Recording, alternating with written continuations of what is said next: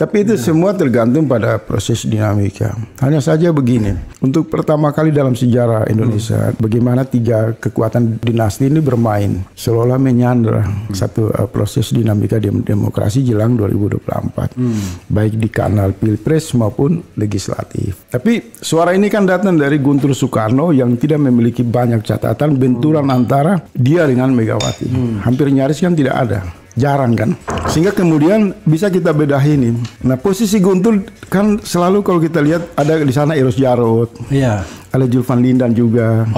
Kan ada beberapa orang-orang yang dianggap dekat dengan Guntur Soekarno. Ini orang yang sebenarnya bisa jadi tukang kipas. Jangan-jangan saya juga membaca, saya mengamati perbincangan yang mungkin juga terbatas di kalangan. Ini juga ada perang, ada sesuatu benturan yang serius, Bang.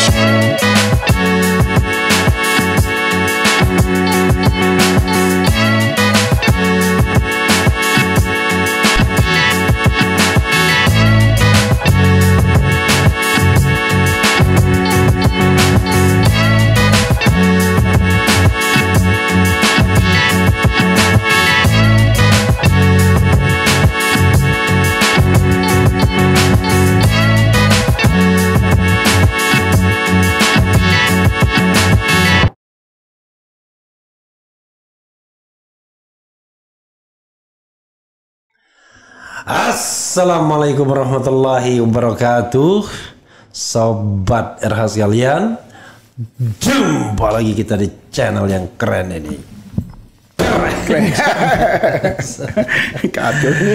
Ya, sobat RH sekalian, walaupun saya baru datang dari Pasuruan ya, menyaksikan fenomena Anies Imin, ada kampung Amin. Dan diskusinya tidak dipersekusi. Masya Allah. Aman ya? Aman ya.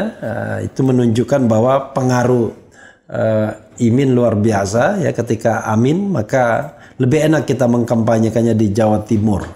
Tetapi tetap saja ada yang mengatakan turun katanya ya. How come ya? Itu sama dengan survei. Ya, itu sama dengan tingkat kepuasan 82%, tapi semua indikator lebih jelek. Indonesia rupanya perlu paradoks. Karena banyak paradoks, kita hadirkan Faisal Asegaf. Assalamualaikum warahmatullahi wabarakatuh, bro. Cadas ya. Kamera harus banyak ke Faisal ya, biar capeknya RH nggak terlihat. Bro, kita setidaknya harus bicara beberapa hal ini ya. Pertama, kita bicara SBY datang ke istana. Ngapain? Ngapain? Ini sekedar simbol atau dia beggar ya, beggar peminta-minta ya, gitu ya.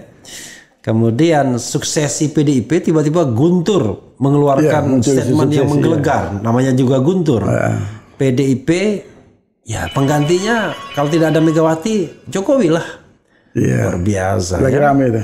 Kemudian kata Hashim, Gibran salah satu cawapres Prabowo. Sambil nunggu putusan MK ini.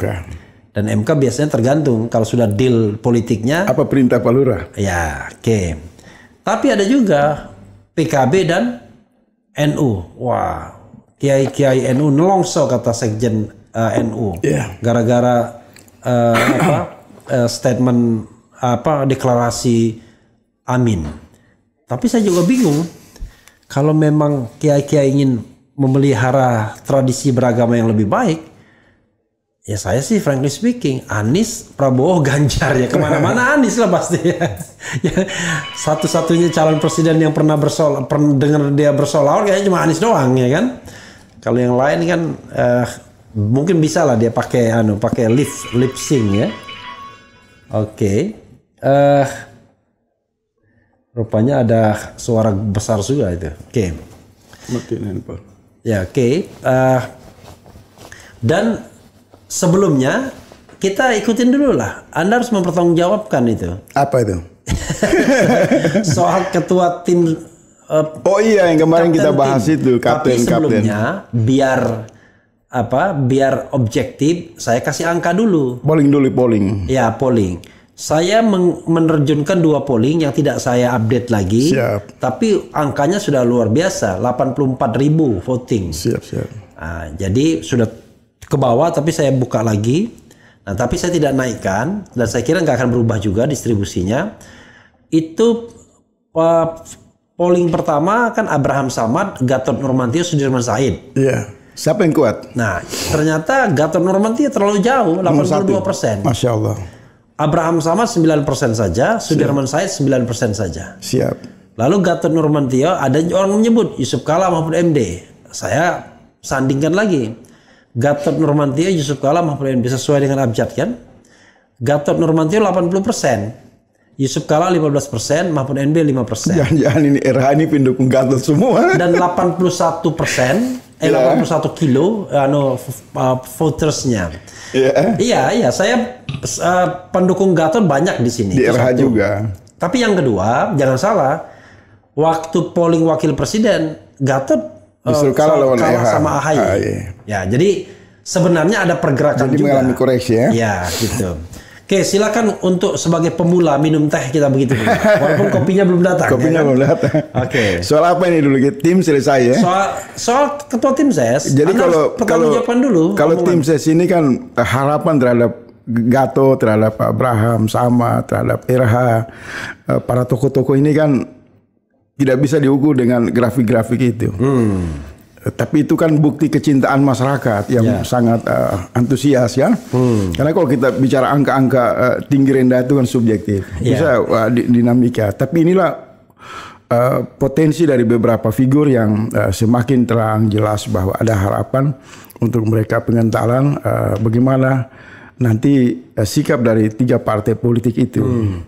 Kalau memang dinamikanya berkembang terus-menerus di ruang publik, ada harapan suara yang kuat kepada GN atau ke Abraham Samad, maka diputuskan saja. Kalau saya pribadi kan lebih cenderung yang saya lihat itu peningkatan kualitas. Oke. Kalau kuantitas ini kan sudah terlihat abang gambarkan tadi kan. Iya. Hanya memang misal masuknya nama selain Gatot juga Yusuf Kala dibicarakan. Tapi Said Agil Siraj. Ya, Said Agil belum kita masukkan di sini. Mesti polling juga itu. Coba kita polling ya. Head to head aja biar sekalian Gatot sama Said Agil. Iya, coba di ini kan. Gatot Said Agil ya, head to head. Iya, cuma kan ada satu hal begini, izinkan mungkin saya lihat dari sisi yang berbeda. Tidak pada dukungan arus opini publik lewat polling, tapi kebutuhan menjadi kapten, komandan, panglima kan. Iya. Ini tentu juga kan ada faktor-faktor lain yang harus didiskusikan. Misal kematangan pribadi, kemudian dia memang betul-betul mau berjihad politik. Karena dinamika ini kan tidak seperti kemarin-kemarin. Ini ada 2 tokoh besar, Anies dan Caimin ini kan harapan jutaan umat Islam, maka panglima atau kapten yang bisa mengantarkan mereka ini juga punya kekuatan spiritual, keberanian di atas rata-rata kan. Jadi kalau lebih netral selain pendekatan yang dibuat, pendekatan istihara juga penting. Jadi masukin aja 5-10 nama, kemudian didelegasikan kepada kiai, para ustadz, tokoh-tokoh agama yang selama ini mendukung arus perubahan ini untuk dimintai istihara. Mungkin itu juga hal-hal yang lebih netral, lebih ini kan. Bagaimana sinyal-sinyal langit itu juga ikut di dalam memandu politik kita, memutuskan sesuatu. Tapi saya pribadi mendoakan semoga semua nama yang muncul itu tetap solid. Masih soal ini kan peran dia di depan, di belakang itu hanya soal ini saja. Tapi sejatinya tim sukses yang diharapkan itu adalah rakyat. Energi partisipasi, semangat mereka itu yang menjadi tim pemenangan Pak Anies. Kira-kira seperti itu. Jadi kita yang jadi menunggu saja. persoalan begini bro, kenapa tidak ada gerakan ya, seolah-olah diambangkan saja yang soal seperti ini. Iya. Diambangkan ya, kenapa diambangkan begitu? Iya. Terus? Ya, artinya kan harusnya sudah diputuskan ini. Soal tim sukses. Iya, timnas ini, kapten timnas ini. Apalagi yang disuruh? Masalahnya kita membicarakan ini kan kita di luar ya. Iya. Itu mungkin domain partai. Iya. Tapi memang banyak pihak yang bertanya lewat saluran media sosial yang tersedia dan sampai sejauh ini yang saya dapati itu adalah hanya disebutkan sekitar 21 tokoh potensial yang akan dipercaya untuk masuk ke dalam tim pemenangan ini. Tapi perbincangan soal hal-hal seperti ini kan teknis, jadi saya agak mencoba menghindar. Maka saya kira sejumlah nama yang sudah diakomodir mungkin masuk daftar harus segera untuk diumumkan. Karena kalau lambat juga kan, iya kan? Iya. Atau mungkin mereka punya pertimbangan lain. Kalau saya kesannya ya ada tarik menarik di dalam itu mas. Di internal Amin. Iya, di internal Amin. Bukan tarik menarik, mungkin pertimbangan-pertimbangan yang lebih, iya kan? Ya. Tapi ada satu hal begini Abang Da, ada satu hal yang menarik di Anies Imin ini, kalau saya lihat, memang undang-undang kan menggarisbawahi ada tim, ya kan? Tetapi sudah terlanjur kesimpulan di ruang publik, esensinya tim pemenangan Anies itu adalah rakyat yang menghendaki perubahan. Yeah. Jadi dia tidak terpengaruh lagi soal teknis, siapa kapten, siapa tim pemenangan. Tapi ujung tombak pemenangan perubahan Anies Imin itu adalah seluruh keinginan rakyat yang hari ini kan bergerak di Pasuruan, bergerak di Sulawesi, bergerak di Manado, bergerak di Maluku, bergerak di Sumatera, di Aceh. Nah, bagaimana mengorganisir ini kan? Maka banyak cara di sana tersedia untuk mengorganisir kekuatan rakyat lewat channel RH ini kan juga berkontribusi besar. Terus-menerus menggulir opini secara konstruktif, melakukan edukasi politik, kursus-kursus politik, mendorong semangat, menyebarkan isu-isu yang konstruktif, itu juga sudah masuk ke dalam hal yang disebut dengan bagian dari tim pemenangan. Bro, ya, kita santai-santai bro ya. Oke. Ada makanan di depan sambil makan nggak apa-apa. Boleh. Kapan lagi ya, podcast bisa sambil makan mangga kan? Makan dulu bro. Ini podcast paling santai sudah nih. Ada kopi, ada mangga. Khusus terima kasih Terha. Ya. Luar biasa manis juga. Ini pribumi punya apa? Di impor dari China. Nggak tahu. Pokoknya makan aja kita. Kalau mangga tidak disegera makan itu nggak bagus dia. Selanjutnya. Iya, silakan. Saya kira timnya kita menunggu aja keputusan dari partai politik ya. Karena kita berada di luar, tapi kita doakan semoga apapun yang mereka putuskan yang terbaik bagi jalan untuk memenangkan Anies dan Imin. Oke, jadi sudahlah ya, kita tunggu aja. Tapi jangan lama-lama juga ya. Iya. Agar tidak ada apa gimana rasanya ya. Oke, kita akan bergerak ke soal yang berikut ini bro ya. Iya. Yaitu kunjungan SBY. Oh iya. Nah kunjungan SBY ini kita tahu bahwa ada drama sebelumnya. Iya. Ya, drama pengkhianatan dan lain sebagainya. Akhirnya dia lepas dari koalisi perubahan, mendukung Prabowo. Prabowo masih dekat dengan istana, ya kan? Apa yang Anda lihat dalam hal kunjungan ini? Observasi Anda sekritis-kritisnya. Saya kira kalau secara pribadi mereka ketemu kan bagus silaturahim kan? Karena kita makhluk sosial, saling bertemu, berbincang dengan motivasi apapun, kepentingan apapun, hal-hal yang biasa saja sebenarnya. Hanya menjadi menarik ini kan Pak SB bertemu dengan Pak Jokowi ini di tengah situasi yang sangat panas, ketegangan, dinamika politik yang sangat krusial, hanya tinggal 2 minggu lagi pendaftaran dan proses penetapan calon presiden dan wakil presiden. Kemudian kunjungan Pak SB di Istana Bogor itu juga bertemu dengan Jokowi. Ada letupan-letupan politik di internal PDIP. Ya.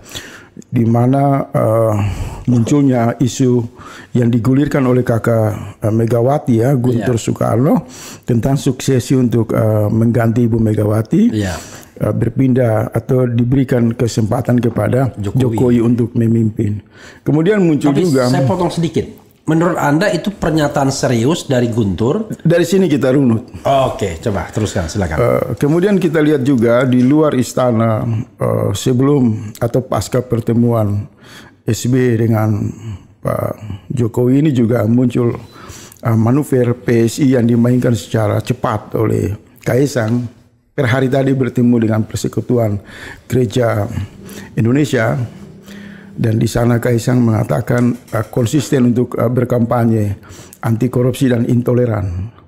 Dan kemudian juga kita melihat juga pertemuan SBY Jokowi di tengah-tengah hiruk pikuk calon wakil presiden dan nama Gibran semakin menguat. Jadi ini kalau ditanya apakah pertemuan SBY dan Jokowi sangat strategi dan penting, menurut saya penting. Ini sangat strategi. Ini bukan satu. Kalau mereka ketemu hampir 1 jam kalau tidak salah ya. Kalau hanya salaman, basa-basi, untuk apa mereka ketemu? Itu lebih pada pribadi.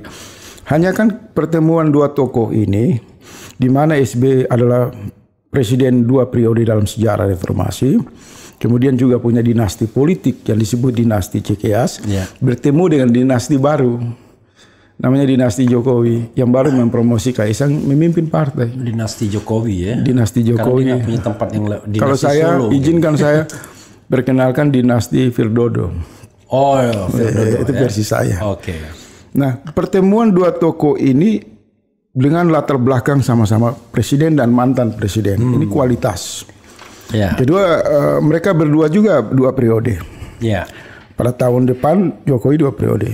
Kemudian SBY ini punya anak pimpin partai ketua umum Demokrat, dan sekarang Jokowi punya anak juga pimpin partai PSI. Iya. Dan tidak boleh diremehkan. Iya, ini karena kalau dia dimobilisasi ke PSI bisa kalah Demokrat. Bisa jadi. Dan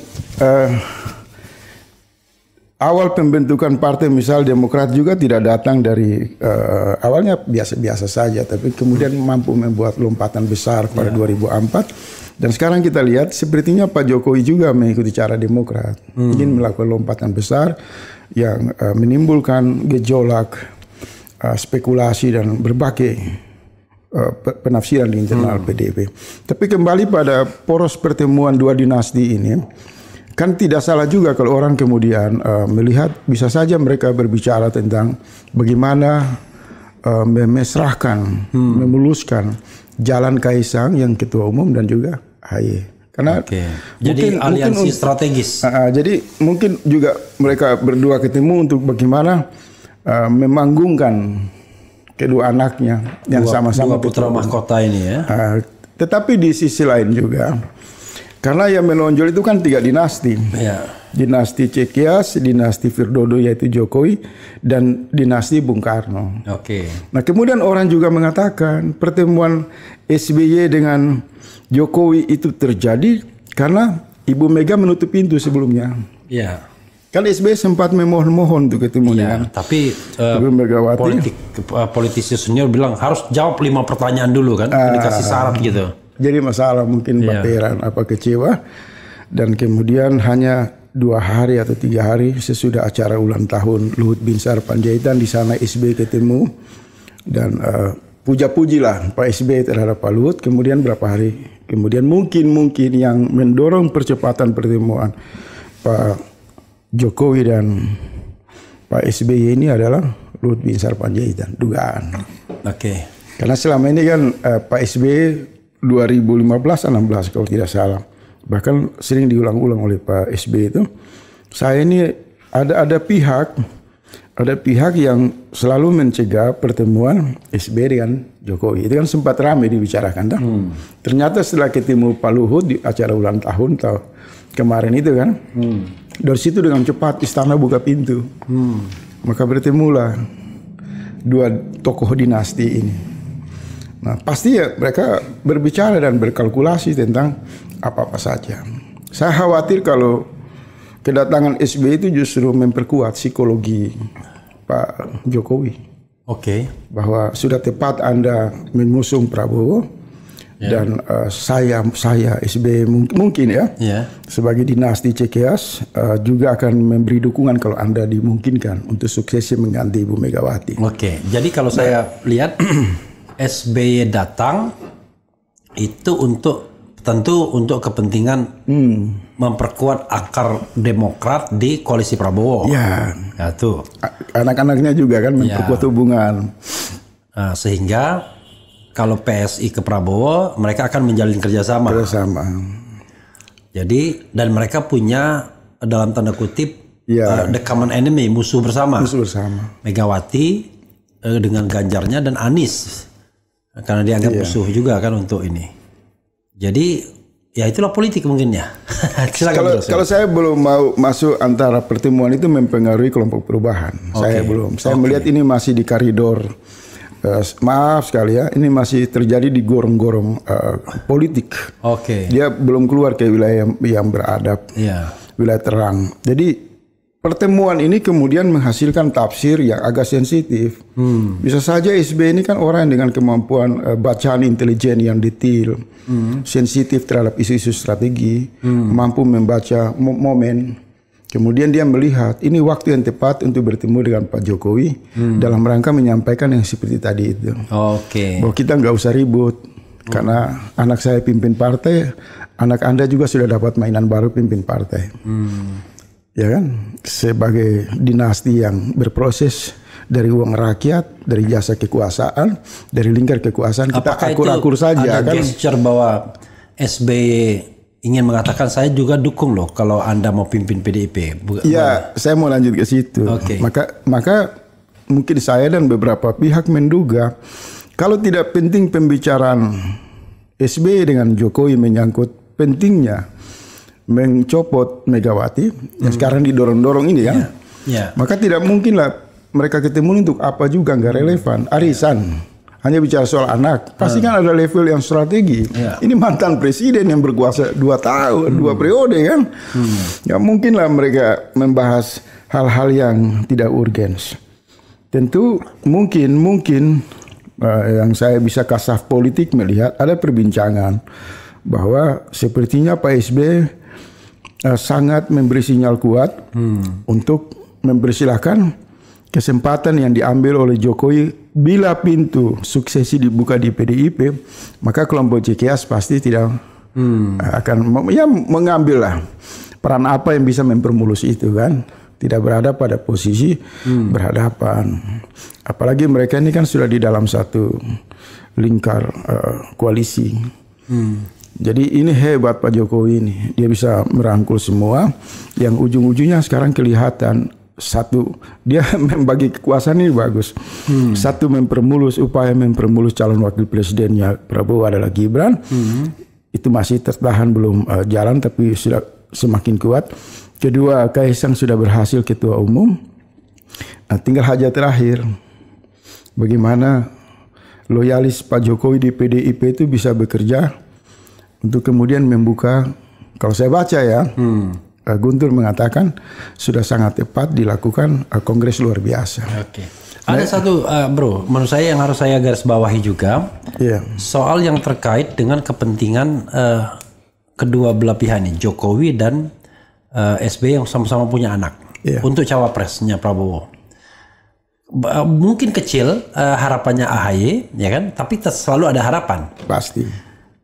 Tapi apakah SBY tiba-tiba sudahlah saya tidak akan mendorong-dorong AHY, tapi Gibran saya oke, misalnya begitu? Kalau saya justru melihat terbalik, SBY ini bermain dengan dua cara. Karena pengalaman kita kemarin melihat bagaimana dia menunjukkan dia pro perubahan dan begitu cepat dia berubah menjadi pendukung Prabowo kan. Bisa juga dilihat bahwa dia sengaja menunjukkan kedekatan kepada Jokowi, tapi di waktu yang sama juga dia berharap Megawati. Karena itu ada kekhawatiran dia mendorong isu suksesi. Di tengah isu suksesi, justru lewat pintu belakang Megawati ajak lagi Pak SBY ketemu. Ngapain di sana? Kalau hanya untuk giring AHY, Ganjar dengan AHY mungkin lebih. Oke. Jadi artinya dia itu main bola sodok ya? Selalu kan gitu kan? Dia nyodoknya ke kanan, padahal dia mau nembak ke kiri. Iya. Tapi itu semua tergantung pada proses dinamika. Hanya saja begini. Untuk pertama kali dalam sejarah Indonesia, bagaimana tiga kekuatan dinasti ini bermain, seolah menyandra satu proses dinamika demokrasi jelang 2024, baik di kanal pilpres maupun legislatif. Hanya saja, bagaimana kelompok perubahan bereaksi menyikapi situasi ini. Kalau saya membaca di tempat ini berkali-kali, sudah 2 kali saya katakan bahwa apa saja yang terjadi di lingkaran kekuasaan dengan polanya, dengan mitranya, itu tidak mempengaruhi semangat kelompok perubahan. Asyik. Jadi ini hanya dia berpindah dari selokan ke gorong-gorong, dari gorong-gorong ke selokan. Isinya tetap bau busuk, tidak disukai oleh rakyat. Rakyat menghendaki perubahan. Satu saluran yang bersih dari dinasti, bersih dari korupsi, bersih dari intrik politik, bersih dari Islamfobia. Maka pilihan rakyat jalur-jalur yang lebih bermartabat, lebih bagus ya. Sehingga dinamika istana ketegangan dengan PDIP tidak mempengaruhi. Justru menambah semangat rakyat mendukung gerakan perubahan. Oke. Yang menarik adalah tadi kan kita tahu Kaisang sudah pimpin PSI ya. Silakan bro sambil makan sebanyak-banyaknya biar ya. Nggak tegang ini sama kita bicara sama Iraha ini kan. ini juga pakar, kita harus punya modal mental besar. Jadi kita tahu bahwa Kaisang sudah pimpin PSI. Tapi tiba-tiba Guntur mengatakan Jokowi cocok. Ini maksudnya apa? Kan nggak mungkin rasanya dalam satu keluarga tiba-tiba pimpin 2 partai, ya kan? Kayak ada konglomerasi partai saja. Karena itu mungkin bisa diperdalam. Dan tadi kan Bro mengatakan bisa jadi SB pura-pura ke sana untuk kasih pesan ke Mega, hati-hati loh. Kami nanti ke sini tambah kuat, Ganjar bisa kalah. Karena itu Anda panggil kami dong, ya kan? Kalau pakai syarat-syarat. Nah, itu saya membayangkan ya, kalau seandainya Jokowi berhasil merebut dalam tanda kutip PDIP, ya mungkin PSI itu sudah dijadikan kapal skoci aja, kecil aja, karena konsentrasi akan ke sana. Tapi begitu dia tidak berhasil masuk ke sana, ya ini yang digedein. Coba. Kalau saya begini.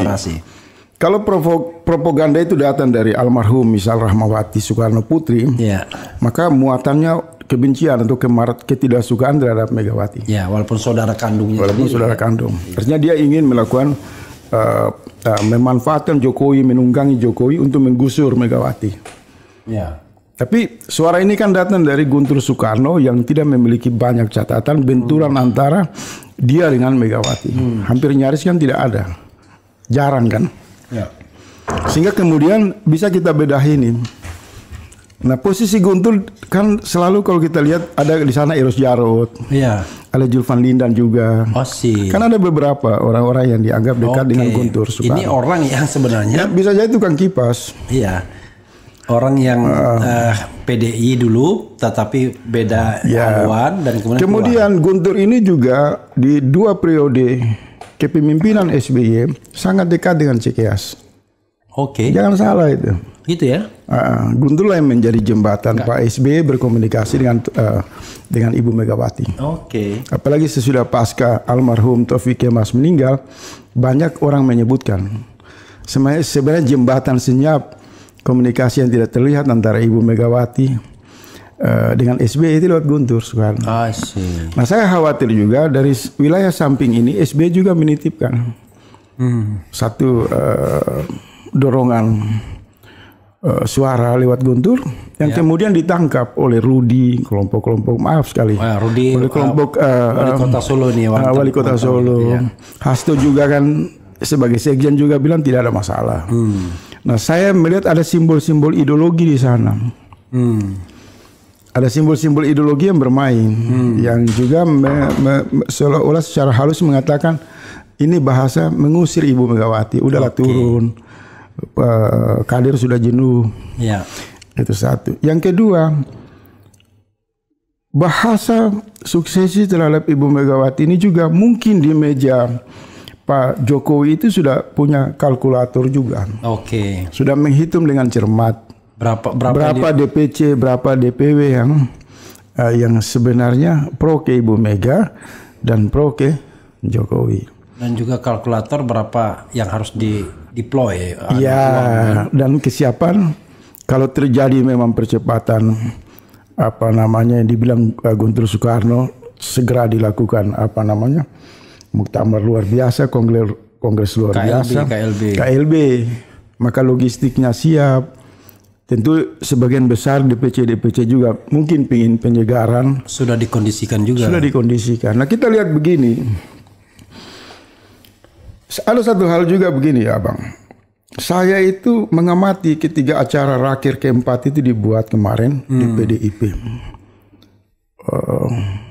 Tiba-tiba saya lihat kenapa Gibran sebagai DPC bisa satu rombongan dengan Ibu Megawati, satu rombongan dengan Presiden Jokowi, Hasto dan Puan. Di situ kan satu rombongan. Ketika masuk ke ruang kongres. Kan tentu kalau kita bicara dari sisi pendekatan organisatoris, kalau bicara dia prestasi wali kota, banyak PDIP punya wali kota. Kalau dia ketua DPC atau DPW, banyak juga kan. Kenapa tiba-tiba seperti itu? Ada karpet merah gitu ya. Karpet merah ini juga memberi kesan ketika tidak ada satu kader PDIP memprotes kesenjangan, diskriminasi yang digambarkan seperti itu, maka sebenarnya memberi pesan kuat ke internal maupun ke ruang publik bahwa secara psikologi Jokowi itu sudah menguasai psikologi internal. Karena kan itu sensitif, bisa menimbulkan saling. Kalau saya misalnya di organisasi marah saya, nggak boleh kamu karena anak presiden, jabatan kamu kan ketua DPC. Jadi bro, kalau urusan anak presiden, wali kota itu di luar kongres, di luar forum-forum partai. Jadi yang bebek lumpuh itu Megawati, bukannya Jokowi ya? Kalau dilihat model begitu. Ya seperti itulah. Soalnya yang menarik adalah Jokowi ketika di akhir kekuasaan ini bukan seperti orang lemdak office ya, makin punya pengaruh besar, punya penetrasi kemana-mana, dan bahkan permainannya yang luar biasa adalah dia diberikan kesempatan untuk pertama kalinya secara layak untuk memberikan sambutan dalam arena PDIP yang dulu ketika dia masih menjadi presiden baru awal-awal aja dia nggak dikasih kesempatan. Sekarang ketika dia sudah mau pensiun malah dikasih. Yang kedua, kalau kita lihat juga kepada Prabowo dia bilang ini giliran Anda, kepada Ganjar dia bilang kalau sudah dilantik ketahanan pangan. Jadi terkesan semau-maunya dia untuk mengatakan saya hari ini Ganjar besok Prabowo, tanpa Ganjar dan Prabowo plus pendukung-pendukungnya itu bisa berkutik. Artinya begini, ini satu konsolidasi kekuasaan yang membuat semua pihak, termasuk SBY juga kan, ketika datang ke istana itu juga secara mulal mengirim pesan kepada publik bahwa dia datang terpaksa berjabat tangan dan mengemis lempar handuk. Orang yang hampir 10 tahun mengklaim diri sebagai penyeimbang oposisi itu juga datang kepada orang yang dia anggap dia sepelekan. Tadi juga Abang udah gambarkan kekuatan dia di internal PDIP dan lain-lain. Bagaimana juga dia mengambil langkah-langkah keputusan yang tidak bisa dievaluasi, misalnya IKN dan lain-lain. Berarti ini satu kekuasaan dengan kemampuan konsolidasi politik yang saya bilang jangan dilihat sederhana. Kan waktu pertama kita ngomong di sini mengatakan ini bahaya.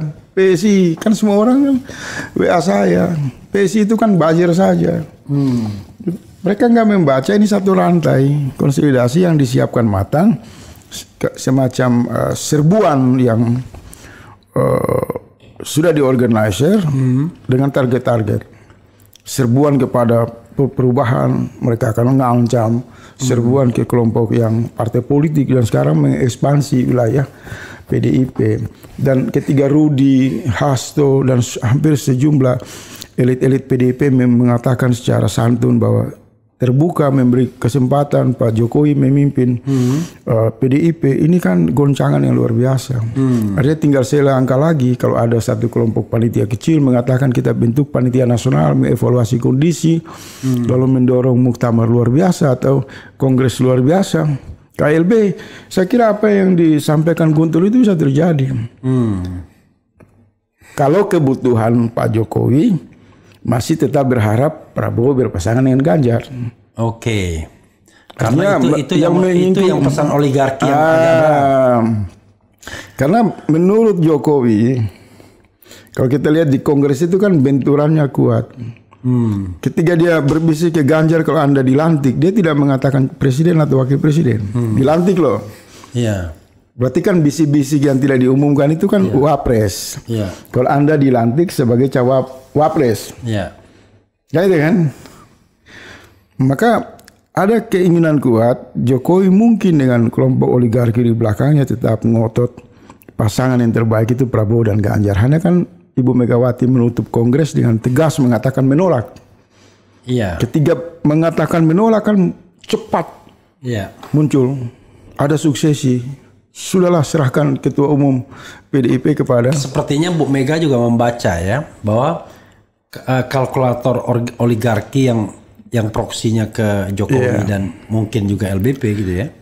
Itu menghendaki satu pasangan biar biayanya nggak terlalu mahal. Seperti itu. Dan kalau mungkin kalau pecah juga mungkin mereka takut kalah. Tidak ceker-cekeran di antara mereka. Tapi Bu Mega tahu kalau itu disatukan maka Queen dan Kingmaker-nya bukan dia lagi.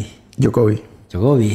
Dan berpeluang lebih cepat dia pindah untuk mengambil partai kan? Iya, karena dia jauh lebih kuat, lebih determinatif. Tapi kita lihat begini, ketika Kaisang dipasang sebagai ketua umum PS, sampai hari ini kan takut.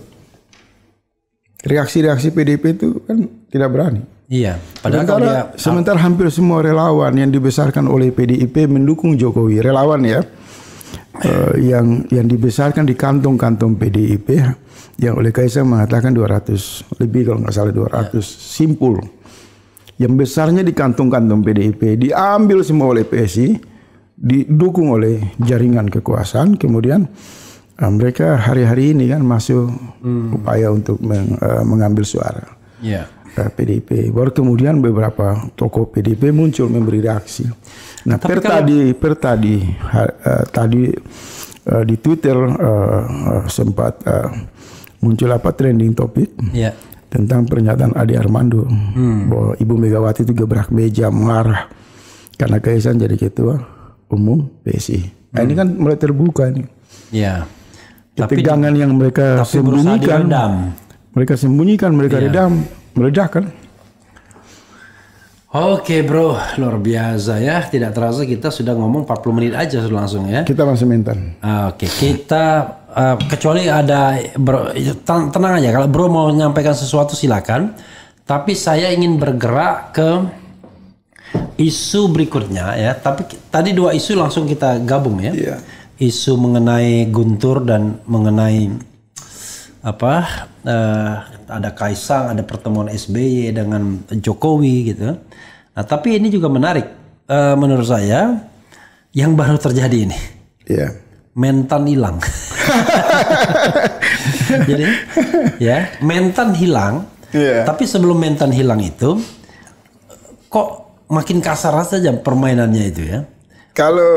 Kalau judul-judul media itu sebenarnya tidak jujur mereka membuat judul. Mentan hilang itu kurang kuat judulnya. Pembantu presiden hilang.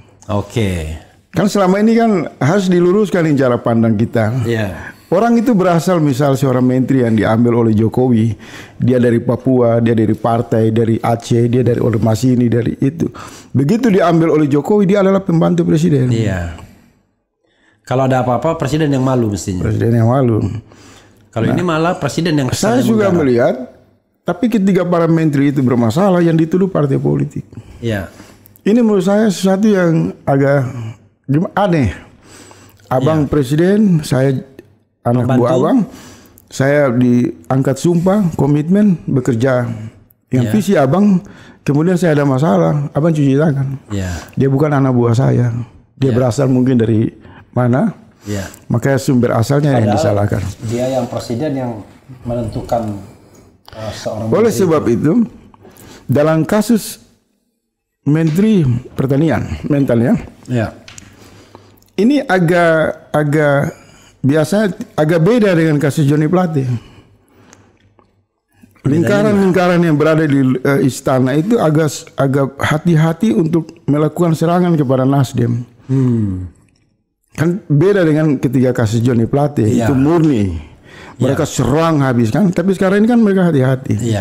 Tidak sevulgar kemarin. Tidak sevulgar kemarin karena sudah muncul penjelasan bahwa yang ditangkap ini pembantu presiden. Orang yang setia bekerja kepada Presiden Jokowi. Dan konon orang yang diangkat sumpah dan komitmen menjalankan visi Presiden Jokowi. Begini kalau Johnny Plate itu kan sekjen tuh. Itu jadi menteri karena disodorkan oleh Nasdem.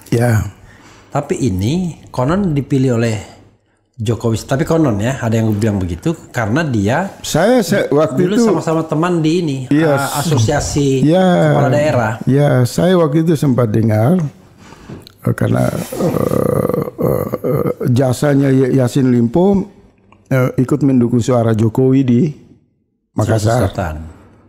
Jadi informasi abang itu benar, nggak ada hubungan dengan Nasdem. Dia orang Golkar, hanya dia dipindahkan ke Nasdem untuk berharap itu seolah-olah jatah Nasdem.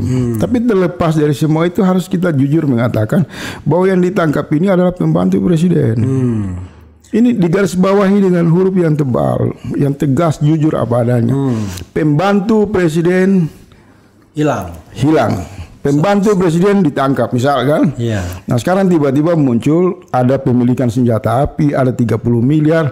Dan ujung dari pemberitaan ini pembantu presiden hilang. Berarti siapa yang bertanggung jawab? Kita berharap kalau pemimpin yang baik anak buahnya hilang, apalagi katanya masih di luar negeri, maka presiden itu keluar. Pertama Jokowi harus keluar menjelaskan apa alasan dia hilang, karena dia pergi ke Italia kalau nggak salah, Spanyol itu untuk menjalankan visi Jokowi. Nah, mestinya Pak Jokowi keluar kepada seluruh rakyat Indonesia bahwa pembantu saya seorang menteri hilang. Apa alasan hilang? Ya Pak Jokowi jelasin. Jangan selalu dibalikan ke Nasdem. Jangan, Nasdem nggak bertanggung jawab, rakyat nggak ada urusan. Ini pembantu presiden. Jadi dia harus konferensi pers. Kemudian menyangkut kepemilikan senjata api kan kontroversial juga. Cuma saya nggak mau masuk wilayah itu. Itu bisa saja senjata angin atau apalah. Ya kan? Dia punya macam-macam lah, itu spekulasi. Hanya baru pernah terjadi di Indonesia ini, seorang pembantu presiden hilang di satu negara. Dikabarkan hilang, presidennya masih asik joget-joget dengan para menteri, batik-batik kemarin kan, pesta-pesta. Bahkan seolah-olah cuek saja. Ini miris. Kalau selevel pembantu presidennya hilang, diduga hilang di satu negara, presiden cuek, bagaimana warga negara? Coba dipikirkan itu. Bahkan kemudian langsung main ganti aja dia sama interimnya wakil menteri. Saya belum baca, apa sudah ganti? Diganti sementara ad interim. Oleh Mahfud MD. Oleh wakil menterinya. Jadi seperti udah hilang-hilang lah. Berita kehilangan ini kita tarik lagi. Ini semacam bola panas yang seolah-olah mungkin kenapa Pak Jokowi mencoba untuk menghindari isu hilangnya anak buah dia seorang menteri ini. Mungkin Yassin Limpo ini pegang sesuatu juga. Saya juga dengar-dengar gitu. Karena kalau proyek food estate ini itu kan harus melewati alur yang namanya Menteri Pertanian. Jangan-jangan saya juga membaca, saya mengamati perbincangan yang mungkin juga terbatas di kalangan ini juga ada perang, ada sesuatu benturan yang serius, Bang. Karena untuk raker PDIP mengusung krisis pangan. Ya. Tiba-tiba Ibu Mega berbicara tentang agraria, tanah, pertanian yang tidak pernah tuntas. Di waktu yang sama, Prabowo juga food estate. Ya. Kongres berjalan, menterinya hilang. KPK obrak-abrik kantornya, rumahnya. Lalu Jokowi bilang kedaulatan pangan, saya udah bisikin. Jadi ini kayak ada satu di antara mereka. Jadi bagusnya karena Yassin Limpo ini mengetahui cerita food estate, jagoan kita ini bisa terjungkal di sana, terganjal di sana, ya udahlah. Iya, itu ada sesuatu yang itu spekulasi ya. Spekulasi ini bingung siapa yang menggerakkan KPK. Tiba-tiba juga ada mantan juru bicara KPK di sana. Tadi juga berbicara ada 19 titik di dalam kasus ini yang diduga bermasalah dalam proses penyidikan. Di waktu yang sama, Limpo dikabarkan hilang. Presidennya belum menyampaikan konferensi pers resmi. Padahal anak buahnya hilang. Di waktu yang sama ada ketegangan juga di internal PDIP tentang suksesi. Ini kan semua blunder-blunder ini yang nanti kalau lama-lama rakyat berpikir ini sumbernya Jokowi semua. Kabinetnya hancur-hancuran, partai pendukungnya disandra, kemudian terjadi berbagai dinamika yang tidak sehat. Maka ini azab politik yang sementara menuju ke 2024. Nah, bagi kelompok pendukung Anies dan Caimin harus mampu membaca semua peristiwa ini di dalam keseriusan, baik bacaan pada ilmu pengetahuan maupun bacaan dalam konstruksi atau kesadaran spiritual. Karena tidak mungkin kesibukan yang amburadul terjadi di lingkaran kekuasaan ini. Bisa saja inilah cara Allah memberi petunjuk kepada kita bahwa para orang-orang zalim ini memang mereka saling berputar-putar di dalam arus kegelapan mereka untuk mengatakan kepada orang-orang beriman sudah saatnya bersatu untuk melakukan perubahan. Iya, menarik ya, bro ya. Kita bergerak lagi. Ada yang mau ditambahkan dulu sebelumnya? Cukup ya. Kita bergerak pada isu terakhir ini, bro. Tapi ini menarik. Isu setelah Caimin dan Anies dideklarasikan atau Anies Caimin dideklarasikan. Saya baru pulang dari Pasuruan, saya menganggap tone-nya positif banget. Kita bisa diskusi di tempat yang terbuka, hostnya orang PKB, ya kan. Kemudian kita bahkan ikut acara Maulid di rumah Habib di sana, di daerah Bangil misalnya. Dan suasananya betul-betul suasana di mana dukungan kepada Anies Imin itu kelihatan. Saya bahkan bercanda kepada seorang pengurus PKB, loh, dulunya bukannya nggak suka Anies, saya bilang. Oh iya, itu kan karena tak kenal maka tak sayang. Kita sekarang udah kenal katanya. Dulu kan kita karena nggak kenal.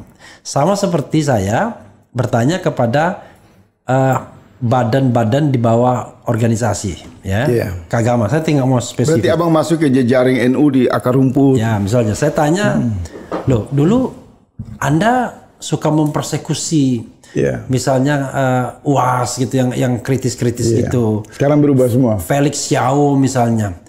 Pertanyaan saya adalah apa yang membuat Anda persekusi, kan? Dibilang ya karena perintah aja. Sebenarnya kan mereka kan nggak ada bedanya itu. Sholatnya apa, praktek-praktek ibadahnya. Kenapa dipersekusi? Ujung-ujungnya karena perintah, ya kan? Nah, mungkin bahasa halusnya dinamika. Ya, kalau dinamika ya, dinamika politiknya. Artinya kalau saya mengatakan karena beda orientasi politik aja. Satu ada orientasi kekuasaan, satunya orientasi oposisi misalnya. Nah itu selesai semua, nggak ada hal-hal yang cair, mengalir, kompak dan saling baku sayang. Iya, nggak ada hal-hal yang substantif. Tapi tiba-tiba, misalnya saya bacakan di sini Sekjen PBNU Gus Ipul ya mengatakan dia mengomentari hasil polling atau hasil survei yang fenomena bahwa turun. Kecil suaranya ya, atau tidak ada pengaruhnya atau turun bahkan. Kita tiba-tiba saya teringat ini kayak dejavu dengan tingkat kepercayaan 82%, tapi semua indikator buruk. Apakah cara berpikir bangsa kita ini ada disconnected? Nah, saya kaitkan lagi dengan kita ini kalau misalnya bicara tentang kiai-kiai kan, kan bilang kiai-kiai, wah kiai-kiai itu nelongso kata Gus Ipul. Apa itu bahasa Jawanya? Nelongso itu marah, kecewa, sedih. Nelongso itu sedih, kecewa. Saya sempat baca itu. Nah, ini kan dia mengatakan di sini, Sekjen PBNU klaim kebatinan kiai di Jatim nelongso usai deklarasi. Jadi nelongso ini diterjemahkan sebagai sedih, ya kan? Nah, tapi saya kemudian kan berusaha pakai rational thinking. Apa yang menyebabkan mereka sedih? Kalau kita bicara tentang pilihan, pertama one thing for sure, Caimin nggak mungkin jadi capres, kan begitu? Artinya hal yang paling besar dari Caimin hanyalah sebagai wapres, kan begitu? Nah, di Prabowo sudah 1 tahun, tidak ada kepastian. Tidak ada kepastian. Yang kedua, dengan capresnya, insya Allah kan cuma 3 capres itu, Anies, Prabowo, Ganjar. Anda kalau misalnya bawa nama Kiai, masa Kiai nggak concern dengan nilai-nilai spiritual keagamaan, ya kan? Masa nggak bisa membandingkan tuh mana yang praktek keagamannya jauh lebih baik? Artinya gini, di bawah Anies barangkali spiritual dan religiusitas itu atau terbentuknya masyarakat yang bagi saya masyarakat spiritual religius itu jauh lebih punya harapan, kan begitu? Dibandingkan 2 calon lainnya, iya kan? Kalau kiai-kiai misalnya dia mau kehidupan yang sangat spiritual religius, ya ke situ jalannya. Dia bisa menampung itu, bisa mengapresiasi, bisa connected, ya kan? Lalu wakilnya Caimin. Semua peluang tersedia. Iya, semua peluang tersedia, baik dari presiden maupun wakil presidennya. Lalu tiba-tiba ada orang yang mengatakan nelongso.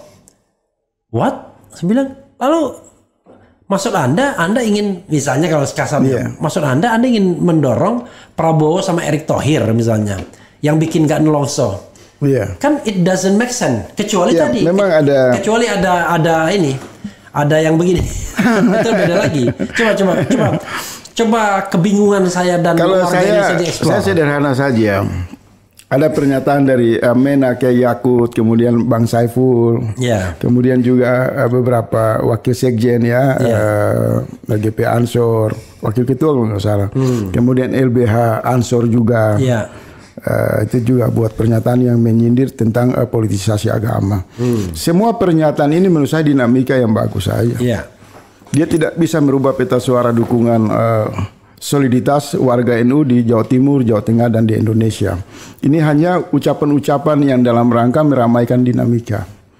Karena mereka harus sadar, semua ucapan misal datang klaim dari Gus Ipul kan, wah ini survei Anies turun. Kalau bahasa semacam itu sudah tidak relevan. Karena itu bahasa yang tidak bisa menunjukkan fakta.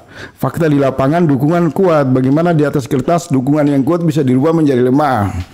Dan itu tidak bisa dibuktikan. Tetapi ada satu hal di dalam dinamika NU yang saya pahami. Perbedaan-perbedaan itu nanti akan mengalami puncaknya. Jadi tidak usah ada reaksi. Karena itu kan berdiri personal-personal. Personal ini dianggap, wah ini bisa menjatuhkan suara, bisa menghilangkan suara Caimin. Kalau saya enggak, justru memperkuat. Kenapa? Karena Caimin ini datang dengan infrastruktur partai politik. Ketika dia disoroti masalah pribadi, enggak pengaruh. Di dalam PKB itu belum sangat terlihat kuat. Sejak dia diumumkan sebagai calon wakil presiden pendamping Pak Anies, ada satu keunggulan yang orang tidak lihat. Dari Sabang sampai Merauke, PKB solid, sangat solid. Bahkan bukan hanya solid, tapi mereka mampu melakukan lompatan-lompatan. Ini menarik. Itu beda sekali sama PAN misalnya kan. Tiba-tiba masanya ada beda. Demokrat masih ada yang dukung Anies masih banyak. Golkar juga begitu. Kemudian P3 juga begitu. Tapi kan kita tidak melihat ketika Caimin jadi wakilnya Anies, PKB pecah.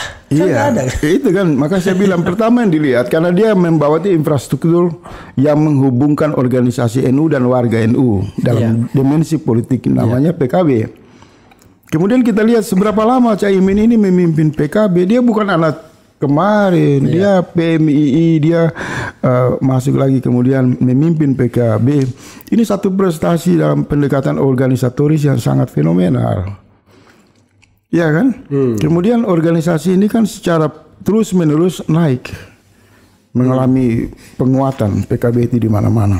Nah, diumumkan dia sebagai calon wakil presiden, modal dasar dia adalah memastikan kepada seluruh rakyat, kepada lebih khusus umat Islam, bahwa partai ini solid.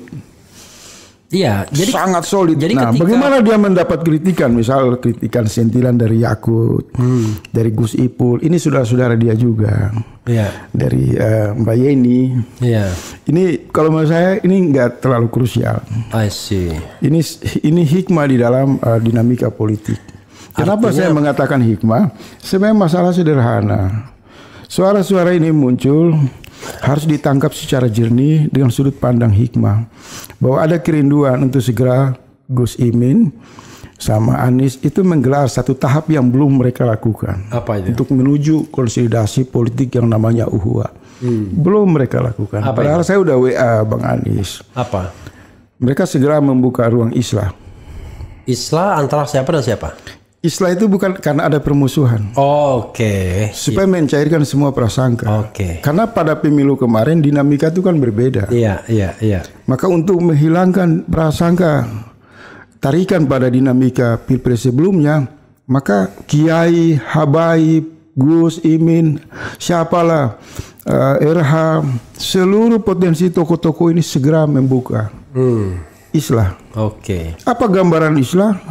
Islah ini karena kita hijrah politik, maka selalu digambarkan dalam sejarah itu satu rombongan yang teraniaya yang menginginkan perubahan, tapi mereka dikucilkan, mereka ditindas di Mekah, maka mereka hijrah. Begitu sampai ke Madinah kan disambut, tidak ada perbedaan. Mau warga Madinah, warga dari manapun, dari Mekah, semua itu saudara. Nah, di dalam politik jembatan ini belum dibangun. Lewat pesan ini saya berharap segera. Bukan antara siapa dan siapa, tapi fenomena ya. Iya, karena begini Abang, pertemuan Gus Imin di Jawa Timur, Anies di beberapa tempat itu sangat bagus, ke toko, ke jantung-jantung. Tapi mereka harus ingat, ada tahapan islah ini mereka belum jembatani. Islah ini adalah satu kelembagaan silaturahim. Orang harus ketemu semua. Baik PKB, kelompok PSI yang sudah bergabung dengan Pak Anies, non-Muslim, Hindu, semua kumpul, saling berkasih sayang. Inilah satu dasar modal untuk kita jadikan sebagai komunikasi politik. Jadi tidak ada lagi perbedaan. Ya kan? Kesannya kan sekarang ini misalnya Anies, Caimin dibawa oleh PKB. Saya untuk wilayah ini saya agak kritik tim Pak Anies ini. Maaf, saya harus menggunakan sikap kritis saya. Mereka belum mampu mengelola ini. Jadi mereka belum mampu mengorganisir. Dan saya membaca mungkin Pak Anies sengaja membiarkan dinamika ini tumbuh secara natural dengan keragaman partisipasi, kemudian nanti mengerucut. Nah, saya mau kasih ingat, kalau kita bahas ini panjang soal Islam. Dia satu energi, dia bukan satu kata biasa. Dia energi yang membawa jiwa, pikiran, hubungan vertikal kita dengan Allah. Islah itu melahirkan Ar-Rahman, Ar-Rahim, kasih sayang. Jadi kalau jalan ini belum dibuka, udah gak usah bicara bahwa Islam. Dasarnya apa? Dasarnya kasih sayang. Supaya tidak ada gap, ini Jawa Timur, Jawa Tengah, ini NU, ini Muhammadiyah, ini Faisal, ini era nggak ada. Sudah semua melebur di dalam. Itu adalah kondisi silaturahim yang diikuti oleh semua komponen pendukung Anies. Siapapun dia. Saya mau kasih usul. Di mana momentum Islah itu dibuat? Pada tanggal 19 Oktober. Pada waktu pendaftaran. Pada saat pendaftaran di KPU, maka semua keragaman itu turun ke jalan, saling bergandeng tangan dengan penuh rasa kasih sayang. Kita bukan sekedar mendaftar, tapi kita hadir untuk menegakkan prinsip kebersamaan dari anak bangsa, persaudaraan Muslim, persaudaraan keragaman, non Muslim dan semuanya. Itu momentumnya, sehingga tidak rekayasa. Dan Pak Anies sama Caimin kan sudah umumkan tanggal 19 mereka akan mendaftar di KPU. Hari pertama. Nah, datanglah dengan tema besar. Pendaftaran itu untuk menegaskan seluruh elemen yang berbeda suku, etnis, agama dan seluruhnya datang mengantarkan Anies dan Caimin dengan semangat Islam. Oke. Jadi nanti orang bertemu di sana. Kita undang Gus Ipul, bikin undangan terbuka kepada PBNU, Ketua Muhammadiyah, kepada semuanya. Undang aja. Mereka tidak datang mungkin punya kalkulasi politik. Tapi saya membaca di hati-hati mereka, termasuk Yakut. Mereka masih punya nurani. Hanya ini kan Jokowi ini kan menggunakan pendekatan politik kotak-kotak. Semua orang dibikin dalam keraguan. Saya nggak mau curiga Yakut. Ya Sagu. Saya anggap udah selesai. Semua ini berada pada perasaan untuk mendukung perubahan. Oke. Jadi bahasa Gus Ipul itu bahasa basi aja. Dalam rangka dia masih mungkin menjaga perasaan Pak Jokowi yang masih berharap Prabowo atau Erik. Tapi di hati mereka saya lihat secara kasaf politik kasih sayang Islam itu tinggi. Termasuk Yakut. Dia nggak boleh bohong sama saya. Hati nuraninya mengatakan harus menangkan Anies dan Caimin. Karena mereka tuh tertindas NU. Mereka sadar itu. 78 tahun seluruh warga NU, elit NU sadar bahwa mereka hanya membesarkan oligarki dan membiarkan jutaan mayoritas warga NU di seluruh Indonesia hidup dalam kemiskinan. Hati mereka masih ada harapan. Mereka membesarkan oligarki dan jadi centeng oligarki kadang-kadang. Itu sudah ada videonya beredar. Disampaikan oleh Ketua Raisam beberapa hari lalu. Mungkin apa belum nonton? Saya sudah dapat, Masya Allah, menangis itu. Jadi bilang apa dia? Dia mengatakan NU selama ini ditidurkan. Yang besar 9 naga. Mereka hanya kelompok 18% tapi menguasai 82% aset ekonomi nasional. Dan dia buka nama-nama 9 naga. Dia buka pengalaman dia. Ini yang bicara ulama besar yang ada di poros PBNU, Ketua Raisam.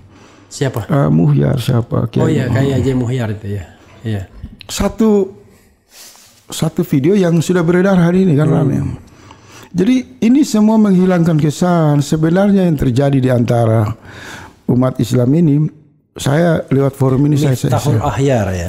Jadi saya mau sarankan kepada Bang Anies, kepada Caimin, kepada tim pemenangan dan partai. Memang benar kalkulasi-kalkulasi politik dengan manajemen modern, konsolidasi pikiran politik dan lain-lain. Tapi di atas segala itu tempatkan politik tauhid itu mengajarkan kita sederhana. Sederhana langkahnya. Langkah yang diajarkan baginda Rasul mohon dipakai. Supaya jangan kesana kemari, jangan pusing. Ya, umumkan saja tanggal 19 sebagai momentum kita Islam. Tidak ada lagi perbedaan di antara kita. Karena kenapa semua orang yang datang dukung Caimin, dukung Anies itu punya harapan untuk silaturahim dan kasih sayang. Hanya dari sisi pendekatan komunikasi politik, maaf. Timnya terbuka, saya mengatakan di sini mereka masih belum mampu menangkap itu. Jadi jangan dibesar-besarkan. Yakut ngomong kritik Caimin, Gus Ipul mungkin sindir Anies, nggak usah tanggapi. Ini suara yang datang dari saudara Muslim, diselesaikan dengan silaturahim, nggak usah dengan perdebatan di ruang publik. Bahwa kita harus solid, jangan buka ruang untuk memperluas politik kotak-kotak.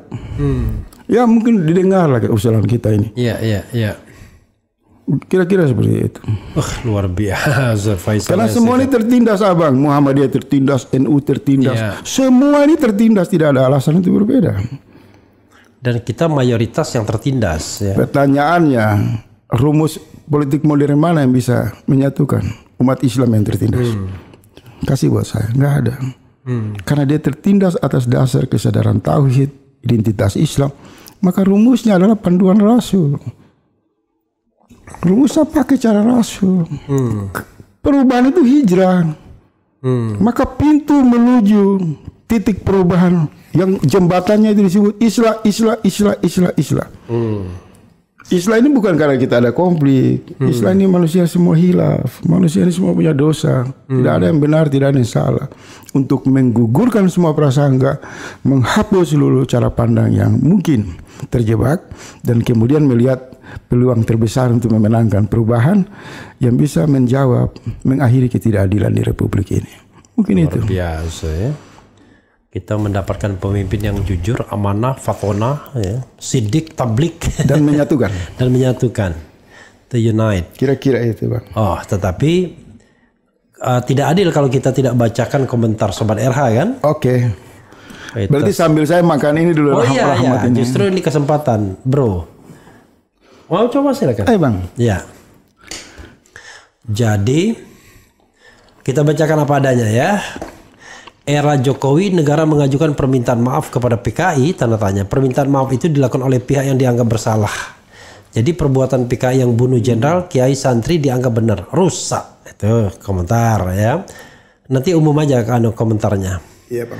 Mending naik kodok. Nggak ngerti maksudnya. Amin, amin, amin. Itu ada yang buat yang oke.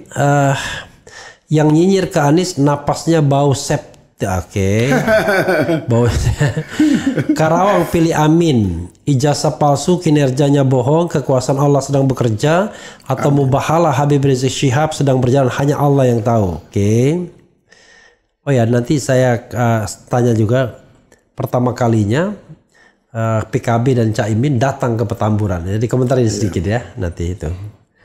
Rezim plonga-plongo, kemudian Cahaya dia Karawang pilih Amin, Medan Sumut ya pasti Anies, membuat para analis puyeng pusing sendiri mengenai situasi politik sekarang, mengumpulkan salah satu tokoh itu nantinya malu sendiri. NU akar rumput Jatim belum menemukan pilihan. Oke. Apa lagi ya? Petamburan. Ya, berita paling membuat pahlawan dan rakyat menangis. Presiden minta maaf sama keluarga PKI September 2023. Oke. Kemudian Pak Refli, host merangkap narsum terlalu banyak bicara. Enggak apa-apa lah, bagus. Host kita kan juga punya latar belakang pengetahuan, loh. Ini bukan presenter standar TV. Iya, dia tidak tahu dia. Kita ini bukan sedang kita ini sedang ngobrol politik. Iya. Ngobrol politik yang ditonton orang. Di podcast, ya. Memang tradisi podcast begitu. Iya, dia kagak ngerti dia. Dia pengennya presenter TV ya gitu. Mengantar tek tok tak tok. Nah, gitu ya. Oke. Tapi yang paling senang berarti dia kan nonton sebenarnya orang ini. Kemudian, padahal kalau saya nggak ngomong gimana caranya Bung Faisal makan kan? Gantian makannya. Oke. Pendukung Anies Mohaimin jangan naik KJCB biar bangkrut. Oke, kereta cepat nggak usah lah kita masak sampai segitu aman. Karena kalau bangkrut ya yang kasihan juga pemerintahan berikutnya kan. Kemudian berita paling membuat pahlawan dan rakyat menangis. Oke. Si Ipul inginnya Pak Kiai itu dukung Erick Thohir karena si Bohir ini sudah ngasih cuan ke. Oke, kita perlu memang kita lengkap aja. Saya mendapatkan informasi bahwa yang memang memperkenalkan ET ke lingkungan NU itu Gus Ipul ini, ya kan? Jadi karena itu dia berkepentingan untuk memasangkan Gus Ipul dengan Sambadi lagi kira-kira gitu ya kan? Nah, siapa tahu nanti kalau menang kan dapat jadi menteri. I don't know exactly, namanya politisi wajar aja kan, namanya politik. Kemudian apa lagi nih? Kapan menteri-menteri yang berasal dari PKB di reshuffle? Nah, ini menarik nih. Tidak ada pembicaraan seperti ini. Atau itu taktik mereka. Jadi sebenarnya Nasdem dan PKB. Iya, taktik mereka. Taktik mereka adalah menunjukkan kesetiaan tidak di reshuffle. Iya. Saya tidak tahu apakah semacam Yakut itu orang PKB atau bukan. PKB. Nah, misalnya kan gitu. Menarik kan? Coba.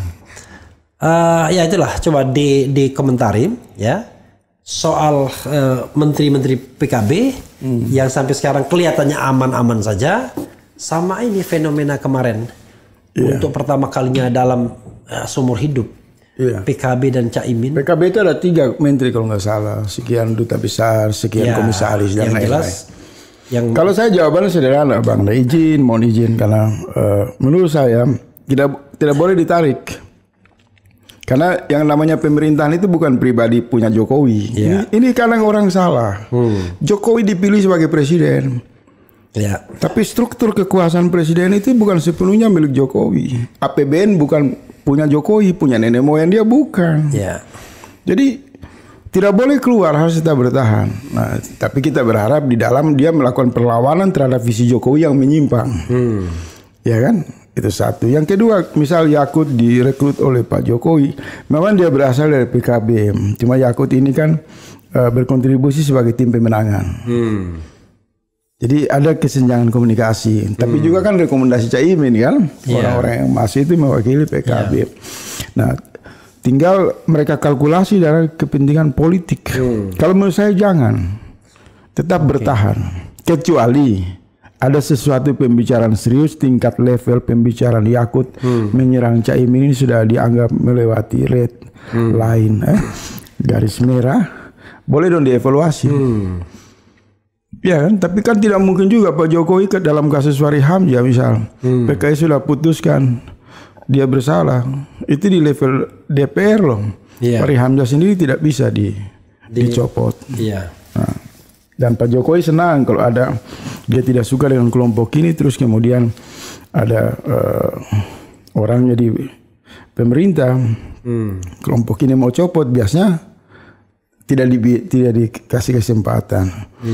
Jadi biarkan saja mereka berada di dalam kabinet, karena ini bagian dari pembagian kekuasaan pada komitmen Pilpres kemarin kan. Nah, kita konsen saja kepada bagaimana penggalangan konsolidasi bagi arus perubahan ini. Atau menurut Abang sendiri dari ilmu ketatanegaraan, pengalaman, Abang juga harus berpendapat. Apa yang bisa Abang lihat sebenarnya? Ya gini, jadi kita ini kan menyimpang dari tradisi sistem pemerintahan presidensial. Presidensial, kali ini betul. Ya, padahal sistem presidensial itu meletakkan lokus itu pada presiden. Jadi kalau presiden itu merekrut seorang menteri, maka menteri itu nggak ada kaitannya dengan partai politik harusnya. Karena dia tidak mewakili partai politik, tapi mewakili perorangan. Nah, kita kan mencampur adukannya dengan parlementer. Kelebihan Abang di sini kalau jelasin ilmu ketatanegaraan. Nah, sehingga yang terjadi adalah ketika hal yang sama sekali jauh kaitannya, yaitu Nasdem menjagokan Anies misalnya, itu dianggap bahwa tidak lagi mendukung pemerintahan. Itu aneh, itu padahal jauh sekali. Pertama, mencederai sistem pemerintahan parlementer. Kedua, ini kan untuk 2024 ke atas. Nah, karena itu kalau di Amerika misalnya, atau negara lain lah ya. Kalau di Inggris parlementer. Parlementer, negara presidensial. Kita bisa saja ngambil orang, bahkan lawan politik kita, misalnya saya Demokrat, ambil Republik. Tidak ada masalah. Tidak ada masalah. Tapi orang itu, karena dia tahu tugas dan kewajiban dia adalah tunduk pada presiden. Presiden dan pemerintahan. Iya, jadi presiden nggak boleh mengait-ngaitkannya dengan... Jadi pembicaraan di awal tadi Abang sudah benarkan dengan sistem presidensial ini. Bahwa Yassin Limpo, Johnny Plate itu kan pembantu presiden. Jadi ketika mereka ada masalah, maka yang sebenarnya bangkrut secara moral itu Jokowi. Yang malu mestinya presiden. Presidennya malu. Berarti gagal. Dia gagal rekrutmen atau gagal menjaga. Ini jenius ini Abang punya cara. Artinya menjelaskan ini kan.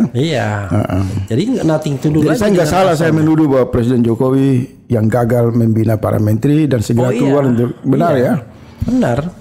Dari sisi presidensialisme. Nah, soal kalkulasi Abang, apakah penting PKB membiarkan para menteri mereka ada di kabinet dalam kalkulasi politik? Menurut saya kita harus disiplin saja dengan tadi proporsional ya. Iya. Jadi kalau misalnya PKB menarik menterinya, kita membenarkan seolah-olah ini sistem sistem parlementer. Kok menteri ditarik oleh partai politik? Enggak dong. Kita harus setia.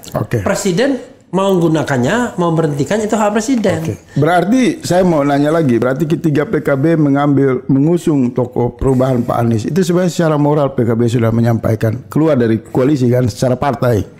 Ya secara partai, tetapi kan koalisi itu kan koalisi dalam tanda kutip kan, karena koalisi dalam sistem pemerintahan presidensial yang nggak punya makna apa-apa, ya kan maknanya kan cuma pragmatisme politik sehari-hari. Tapi yang saya mau bilang adalah kita jangan menyuruh partai narik menterinya. Tidak boleh. Nggak boleh. Karena sistem presidensial. Kontraknya lain. Kalau misalnya ditanya, kok masih di sana Nasdem, kok masih di sana PKB loh? Presiden butuh. Kalau presiden mengatakan saya nggak butuh lagi, presiden bisa pecat. Betul. At any time dia. Saya satu pertanyaan lagi, agak bergeser. Saya wawancara. Mudah-mudahan jangan dimarahin orang ini tadi.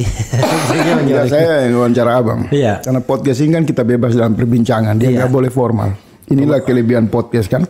Abang saya mau tanya, ketika abang mengunjungi seluruh wilayah di Jawa Timur, secara psikologi apa yang abang tangkap, kemudian secara dinamika politik, apa bisa yang abang bagikan ke penonton kita? Oke, kalau seluruh kan tidak. Saya kan kedatang ke Surabaya. Artinya bisa meng-capture beberapa wilayah lah. Kemudian ke Bangil, Pasuruan, kan daerah-daerah yang bisa dilewatin sana. Yang saya lihat itu adalah pertama diri saya dulu. Siap. Ya kan? Sebagai orang yang bukan berasal dari Jawa, apalagi Jawa Timur, atmosfernya udah mulai beda. ya kan? Lalu saya merasa nyaman-nyaman aja. Bicara tidak ada persekusi. Iya, bicara di tempat yang barangkali jauh sekali sebelumnya. Kalau kita nggak kalau kita bicara di Surabaya aja, di gedung Surabaya, it's okay. Saya ini datang ke rumah orang, diundang ke rumah. Iya. Lalu di situ banyak massa, kan banyak ini berinteraksi. Bicara soal pilpres lagi. Iya, bahkan saya bisa dengan santai mengatakan, coba saya menyebut organisasi, mohon maaf, dulu tuh ada organisasi yang dari Nahdlatul Ulama sebelah NU, Nahdien. Itu kenapa itu mempersekusi UAS, ya kan? Kenapa itu mempersekusi itu? Ada nggak perbedaan gitu-gitu? Nah, saya membayangkan kalau tidak ada Caimin dan ini dan Anies ini nggak mungkin saya bisa. Berarti abang mau mengatakan pengaruh mereka sudah semakin kuat di akar penerimaan lah. Iya. Jadi bahkan ketika caleg dari PKS dan PKB itu berkolaborasi atau di plus dari Partai Umat, ya dari Partai Nasdem, wah kita senang sekali karena di Jawa Timur tahu sendiri kan Umat nggak dianggap enemy. Berarti ada gambaran yang cair, dinamika terbangun, kesadaran politiknya. Ya, itu kemudian, satu. Yang kedua, sebenarnya gini, ini keyakinan saya sejak lama, yang sebenarnya proven. Saya nggak yakin tuh masa di bawah itu terfragmentasi sebenarnya, nggak yakin. Semua itu digerakkan oleh elit-elit politik dengan kepentingannya masing-masing. Kepentingannya entah itu kepentingan untuk jadi lagi, untuk mengkotak-kotakan massa, memunculkan musuh-musuh sehingga mereka nakut-nakuti rakyat, sehingga mereka mengambil keuntungan. Kenapa? Begitu elitnya kompak, nggak ada masa di bawah ribut lagi. Jadi dulu tuh sama dengan fenomena dengan Megawati. Berarti abang mau mengatakan pengaruh elit atau lebih khusus kiai-kiai NU ini sudah bekerja secara efektif. Iya, sehingga elit di bawah aja. Itu juga. Dan akhirnya saya masukkan satu bumbu, yaitu orientasi politik. Itulah yang membuat kemudian orang terfragmentasi. Begitu orientasi politiknya sama, udah selesai, nggak ada perbedaan sama sekali. Nah, saya balik lagi tanya, begitu orientasi politiknya sama, maka kita mendapatkan sesuatu yang kita tidak bayangkan sebelumnya. PKB yang backbone-nya Nahdien datang ke Petamburan. Bahkan Habib Hanif, menantu Habib Rizik, mengatakan ini pertama kali katanya PKB seumur hidup datang ke Petamburan. Komentar. Enggak, kalau saya nggak kaget Caimin datang ke Petamburan. Ya artinya kan mudah sekali selesai semua itu kan. Karena saya tahu Caimin ini orang yang muhibin, orang yang dekat dengan jejaring kiai habaib. Dan dia tidak pernah dalam satu pernyataan, abang bisa cek, tidak ada pernyataan Caimin itu menyerang para tokoh-tokoh, misal Habib Rizik. Dia tidak punya catatan perbedaan yang krusial, yang saling prasangka, nggak ada. Jadi saya nggak kaget aja, hanya saja membawa PKB. Orang juga kaget, saya juga nggak juga. Kenapa? Karena sejak Gus Dur, sebelum Gus Dur, semua orang itu bersepakat. Semua umat Islam di Indonesia ini dengan berbagai keragaman, itu aja keluarga besarnya. Iya, saya itu juga kata bilang, kunci. Saya bilang, padahal sama aja praktek ibadahnya, sama-sama Ahlus Sunnah wal Jamaah. Ahlus Sunnah wal Jamaah. Makanya nggak ada masalah, kita bilang. Nah, akhirnya saya meyakini satu, elit aja, perilaku elit yang punya orientasi politik berbeda. Jadi ketika elit dipecah-pecah, di bawahnya ketidakpastian ya. Karena politik patronase. Tapi kan? saya mau bergeser juga nih malam ini, saya mohon maaf tidak kerjaan abang, saya mau wawancara sedikit juga. Oke. Apakah dinamika di PDIP dengan munculnya ada upaya suksesi Ibu Mega itu lazim nggak? Jelang waktu yang dekat untuk penetapan calon, pendaftaran calon capres cawapres. Kalau kita lihat fenomena politik ini kan ada yang dinamakan stealing the show, ya kan? Bagaimana kita bisa mencuri sesuatu dari show tersebut? Yeah. Kita tahu ini ada hajatan besar yang namanya Pilpres. Dalam kondisi yang biasa, barangkali omongan Guntur itu nggak akan diperhatikan orang. Iya. Ya kan? Tapi dalam kondisi ada hajatan besar dan kemudian ada menjadi sensitif. Ya, jadi sensitif dan konstelasi kemana-mana. Di mana Presiden Jokowi kan punya agenda tadi kan? Iya. Bayangkannya, kalau kita lihat dulu beberapa bulan yang lalu Guntur pula yang mengatakan mendukung Ganjar. Sebelum PDIP menetapkan Ganjar, Guntur pula yang bilang Ganjar. Padahal pada waktu itu Ganjar masih dimaki. Nah, saya melihat ada pertalian ini. Jadi atau Guntur mungkin memancing supaya lawan-lawan Bu Mega itu keluar. Siapa-siapa saja di internal dan di luar yang ingin dengan isu suksesi. Ya bisa jadi. Tapi kalau kita lihat misalnya. Karena Rudi kan ketawa, oh, bagus kalau Ibu Mega yang ganti itu adalah Pak Jokowi, kita senang. Dia kan teman. Dan, ini kan kalau berarti, saya misalnya lihat hubungan politik sama hubungan kekeluargaan itu beda banget. Bagaimana misalnya seorang Rahmawati selalu mencari patokan yang berbeda. Iya. Maka ada orang bilang juga anak ideologis dan anak biologis itu beda juga ternyata. Iya. Jadi orang menganggap yang lebih ideologis sesungguhnya Rahmawati misalnya. Nah, Guntur ini dulu waktu pemilu awal tahun 70-an awal itu, pemilu pertama di era Orde Baru, sebenarnya dia juga kampanye buat PNI kan. Sebelum fusi kan. Iya. Tapi setelah itu pemerintahan Orde Baru seperti mencekal dia karena ketakutan dengan sosok dia yang dianggap titisan Bung Karno kan, badannya apanya gitu. Nah, muncullah ini mohon maaf dari keluarga Bung Karno yang sebenarnya bukan yang high levelnya. Iya, itu maksudnya. Iya kan? Yang high levelnya kan sebenarnya Rahma, kemudian Guntur yang lebih duluan kan. Sementara yang ini figur-figurannya seperti guru apa-apa yang lebih suka seni misalnya, atau Mbak Mega yang dulu sebenarnya nggak tertarik dengan politik misalnya, munculnya di sana untuk ngisi slot Bung Karno. Tapi ini jangan. Iya. Nah, cuman memang yang tidak disangka-sangka adalah ada momentum kan, 27 Juli 97, momentum reformasi 98, pemilu 99 yang membesarkan PDIP atau bekas PNI ini. Jadi kalau saya melihat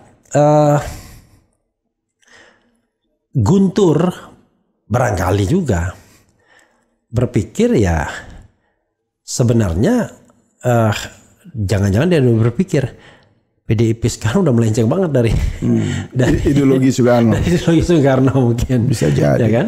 Makanya dia Soekarno dijual-jual label aja. Begitu dia kemudian mengatakan Jokowi yang menggantikan, dia tidak bisa nyebut nama lain. Bisa jadi nama lainnya itu dirinya sendiri, mungkin udah terlalu tua juga, tapi orang yang secara ideologis dianggap lebih Bung Karno misalnya. Tapi kan kalau dia menjagokan Jokowi sebagai ketua umum yang ganti Ibu Mega, pendukung PSI mengatakan mereka mengusung isme baru namanya Jokowisme. Nah itu gimana nanti? Ya, melawan Soekarnoisme kan pasti beda. Bukan, kalau menurut saya belum final yang dikatakan. Artinya riak-riak aja ya, dia gini misalnya, kan dia nggak mungkin menyebut nama Eros Jarot misalnya penggantinya. Atau Julvan Limdan ya kan, orang-orang yang setia juga kan. Iya, orang-orang yang mungkin secara ideologi lebih ideologis ya kan, lebih paham ajaran Bung Karno. Iya, kenapa dia nggak usulkan ke Eros Jarot, Julvan Limdan kan jauh lebih netral. Apa mungkin mereka nggak punya uang, mereka nggak dekat dengan oligarki, karena mereka modal daya dobraknya nggak kuat for the time being. Tapi begitu isu suksesi itu Jokowi kan daya dobraknya kuat, tapi boleh jadi setelah Mega tersingkir bukan Jokowi yang masuk sana. Bisa jadi. Jadi ini hanya untuk membuka forum aja. Yang tapi sekali lagi ini kan analisis kan. Soalnya zaman sekarang ngeri-ngeri sedap. Kita menganalisis dianggap menyebarkan berita bohong. Enggak juga. Tapi ini analisa murni. Saya pertanyaan terakhir Abang sebelum Abang mengakhiri forum ini. Abang yakin Anies Caimin menang? Yakin. Tapi dengan satu syarat. Satu kalimat pendek aja. Yakin. Yakin? Ya. Allahu Akbar. Allahu Akbar. Cadas. Itu poin dari pembicaraan kita, Bang. Nah, kalau ditanya yakin, lalu bagaimana ujung-ujungnya? Ya, kita harus jaga Abang suara. kasih 5 menit, saya minta penjelasan Abang untuk saya dan penonton di RH. Oke. Kenapa dia yakin? Anies dan Imin ini adalah energi yang terus akan membesar. Kalau dia kurva itu dia menanjak, the rising star, ya kan? Sementara ini dia matahari tenggelam. Nah, satu. Yang kedua, ya saya ada dimensi vertikalnya. Bagi Spiritual saya, juga. Ya, membela itu membela kebenaran. Ya. Masa sih Allah Subhanahu Wa Taala tidak mau memberikan? Kalau RH mau ini kan hati kita senang. Iya Ya. kan, tidak memberikan kesempatan pada bangsa ini untuk menata. Kita kan ingin menciptakan surga di dunia dan akhirat kan. Dan kita mayoritas di akhirat. Iya. kan saya bilang kan tugas pemimpin itu adalah sebanyak mungkin memasukkan warga negara Indonesia ke surga. Sehingga kita mayoritas di sana. Mayoritas. Lanjut, Abang. Nah, tetapi ya kita juga harus bersiasa kan. Nah, siasahnya itu adalah ya kita harus jaga suara ini, deploying teknologi dan lain sebagainya. Nah, itu nanti kita umumkan itu ada sesi lain ada kan. Sesi gitu. Jadi yang bisa mengalahkan Anies Caimin, abang saya dan seluruh rakyat ini hanya mengatakan pemilu yang curang. Iya. Oke. Gitu. Terima kasih Abang atas waktunya. Cadas. Saya berhasil wawancara Bang RH gitu. Itulah enaknya di era channel. Jadi jangan baperan juga. Kita ini ya membebaskan sesuatu. Tapi saya dapat ide Abang udah izin. Apa? Sewaktu-waktu mohon saya diizinkan untuk datang dengan daftar pertanyaan. Boleh. Mengevaluasi seluruh pikiran Abang di dalam boleh. Makasih. Apalagi disertai presenter yang cantik, utama semangat ya. Ya, sahabat sekalian, itu saja ya. Ini gratis, hebat. Percakapan kita ini 1 jam 30 menit. Ya, tadi katanya 40-50 menit aja, 1 jam 30 menit tidak terasa. Dan ini bisa dilihat lagi nanti, karena biasanya kita selain versi lengkapnya ada juga versi protolannya kan. Oke. Kemudian selain versi live-nya ada juga versi yang sudah diedit tapi bukan edit substansi, ngerapetin. Gitu. Kalau ada gambarnya yang agak ngeor-ngeor kita perbaikin. Tapi mudah-mudahan. Tapi kita sampaikan terima kasih atas doa, dukungan bagi seluruh pemirsa RH. Sudah memberi ruang buat kita juga untuk saling interaksi. Dan saya membaca setiap apa komentar mereka, baik yang pro maupun kontra, dalam rangka terus membangun yang terbaik dalam perbincangan kita. Tapi saya janji satu waktu saya datang wawancara Abang. Oke. Jadi terima kasih juga kepada Bro Faisal Akbar ya. Sama-sama. Jangan Akbar ya. Oh, sorry. Kacau ini. Faisal pakai Z. Faisal tuh Akbar juga dia. Faisal Assegaf. Saya tiba-tiba bertemu kalau Assegaf. Faisal Akbar ini kan pendukung Jokowi, bahaya nanti kita. Ya, saya ini dari kemarin sampai hari ini saya hanya dilingkupi dengan Assegaf. Masya Allah. Jadi kemarin saya diantar Murtado Assegaf. Di Pasuruan. Di Pasuruan, ke Bangil, ke rumah dia. Dia undang ke rumah dia Maulidan. Namanya Faisal Assegaf. SDS. Hah? Sorry. Namanya Murtado Assegaf. Ya kan? Murtado Assegaf.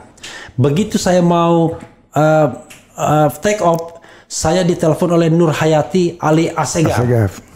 Begitu saya landing, saya di WA. Di WA oleh Faisal Assegaf. Cadas. Dan Assegaf itu adalah farm yang tua, yang senior ya, termasuk ya. Gitu. Yang lebih senior dari Faisal ada? Dari Assegaf. Ada. Apa? Refli Harun Assegaf. Wassalamualaikum warahmatullahi wabarakatuh.